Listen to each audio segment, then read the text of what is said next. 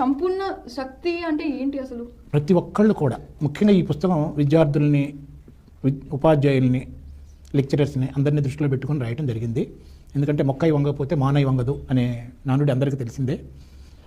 మరి ఉపాధ్యాయులు కూడా దీన్ని బాగా అర్థం చేసుకొని ఈ జ్ఞానాన్ని రెగ్యులర్గా స్టూడెంట్స్కి అందిస్తూ ఉంటే వాళ్ళల్లో ప్రతి ఒక్కళ్ళు కూడా గొప్ప శక్తివంతులుగా ఎదగడానికి అవకాశం ఉంటుంది అనే ఉద్దేశంతో ఈ పుస్తకం రాయటం జరిగింది.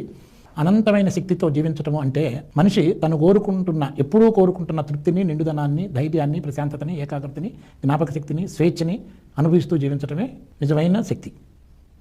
అదేవిధంగా కోరుకోని భయాన్ని, బాధని, వెలిచి నేను తక్కువ అనే భావాన్ని దగ్గర రాకుండా నిండుదనాన్ని అనుభవించడమే నిజమైన శక్తి.